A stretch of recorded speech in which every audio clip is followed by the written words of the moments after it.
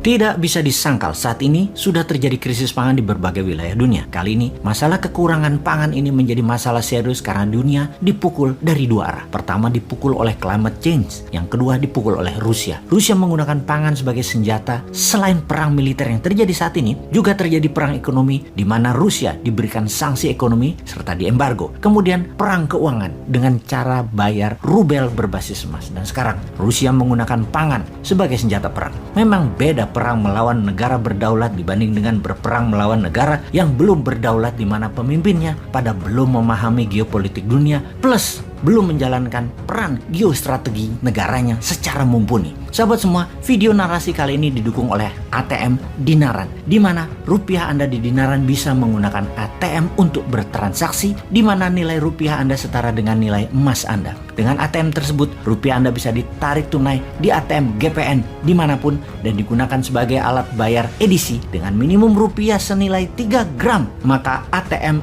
ID Cash GPN akan dikirim ke alamat Anda dimanapun. Kembali ke topik utama kita. Rusia menggunakan food sebagai senjata perang atau lebih dikenal dengan food warfare. Sebuah fakta yang dihadapi saat ini di belahan bumi manapun, harga pangan meningkat naik tajam dalam beberapa bulan ini. Di beberapa negara, kekurangan pangan ini merupakan life threatening atau ancaman nyawa karena memang sudah sangat kekurangan, di mana diperkirakan di dalam beberapa bulan ke depan 300 juta jiwa di beberapa wilayah dunia akan mengalami kelaparan seperti di Afrika, Asia Barat, dan Amerika Latin. Dan kalau tidak ditangani segera dalam beberapa bulan ini, dunia akan mengalami masalah pangan dalam dekade ini. Untuk hal ini, tidak ada satupun negara yang bisa menyelesaikan masalah pangan ini sendiri. Yang jadi pertanyaan, apa penyebab kekurangan pangan ini? Ketika dunia saat ini terjebak dalam multi-front war atau beragam bentuk perang, ternyata penyediaan pangan menjadi senjata perang atau food weaponized. Salah satunya dengan menahan gandum, dan Amerika menuduh Rusia untuk hal ini. Gandum adalah makanan utama di berbagai wilayah seperti Afrika Timur, Afrika Utara,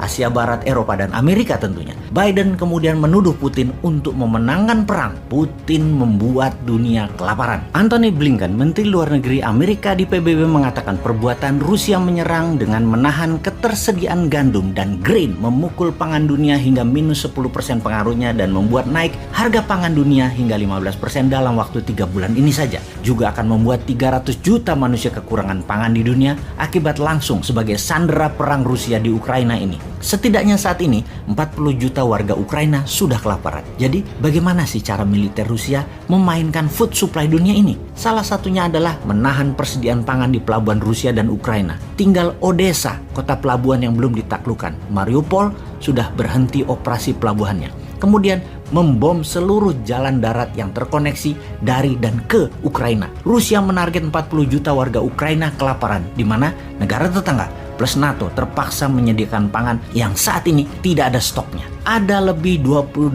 juta ton gandum dan grain tertahan di pelabuhan Odessa dan Mariupol. Kemudian pabrik serta ladang gandum dan ladang grain terus dibombardir Rusia. Kita semua tahu 28 juta ton ini bisa untuk memberi makan 200 juta manusia dalam setahun di seluruh dunia. Sementara gandum Rusia merupakan penyedia kebutuhan 30% dunia, dan ini juga ditahan tidak dikirimkan ke seluruh dunia. Total penahanan gandum oleh Rusia dan grain oleh Rusia atau produksi Ukraina dan Rusia bisa membuat 400 juta manusia di dunia ini kelaparan. Dengan tuduhan Amerika dan Eropa atas tindakan Rusia yang mengakibatkan dunia kelaparan, apa jawaban Moskow? Sesungguhnya Amerika dan sekutunya lah yang disalahkan karena mengembargo dan memberikan sanksi ekonomi ke Rusia. Aslinya yang membuat food supply dunia bermasalah sekali lagi adalah perilaku Amerika dan sekutunya yang mengembargo dan memberi sanksi ekonomi ke Rusia. Ada lebih 10.000 sanksi ekonomi dijatuhkan ke Rusia yang membuat bukan saja gandum tidak bisa dikirim, namun banyak lagi jenis pangan lain yang terhalang,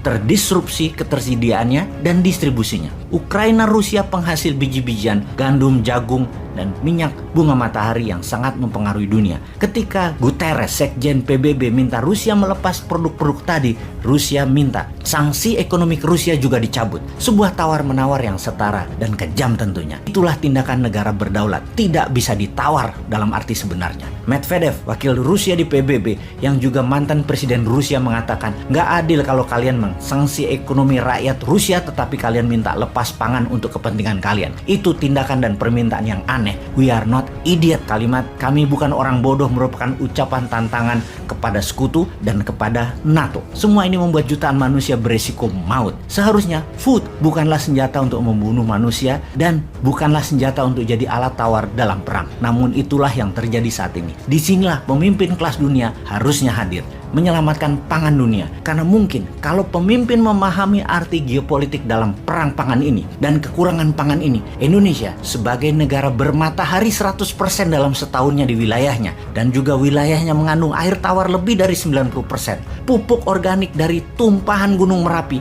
bisa menjadikan Indonesia kekuatan pangan dunia sebagai the biggest food country. Hal ini, sahabat semua, semoga pada paham.